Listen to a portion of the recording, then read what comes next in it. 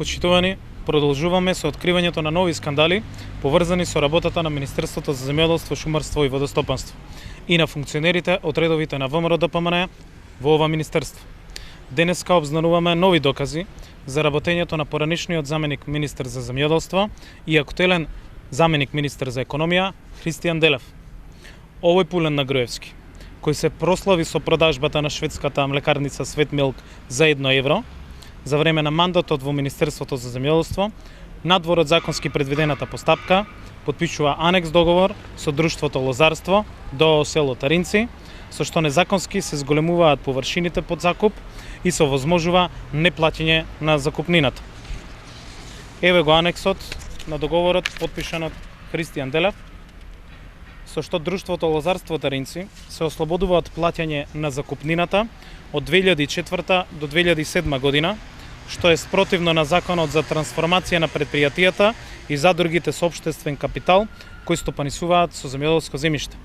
Согласно член 18 од овој закон, Лозарство Таринци не смеело да биде ослободено со анекс договорот, бидејќи првото нивно регистрирање на фирмата е во 1999 година и веќе ја имале искористено законската поволност од 4 години за неплаќање на закупнина. Што значи, од 2004 натаму, Лозарство Таринци требало да плаќа закупнина на државата. Исто така, со овој анекс договор се прекршува и Законот за земјоделско земјиште, односно членот 19, кој што ја регулира плаќањето на закупнината.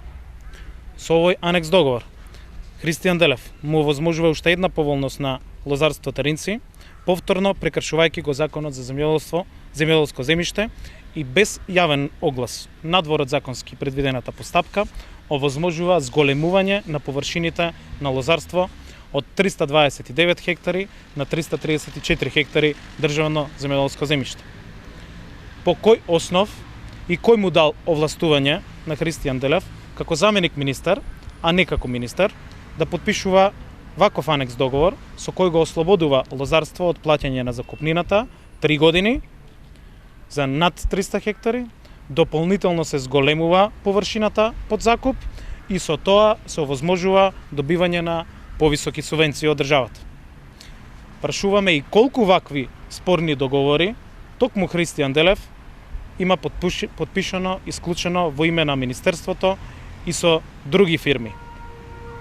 И кој ќе ја плати штетата што има направено во буџетот на Република Македонија од неплаќањето на законски утврдената висина на закупнина на вакви фирми блиски на власт.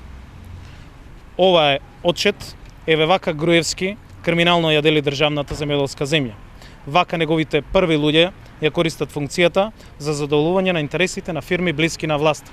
Земјоделски субвенции завршуваат незаслужено на нивните сметки. Ние продолжуваме да ги штитиме интересите на вистинските земјоделци. Ништо нема да не запре во оваа борба.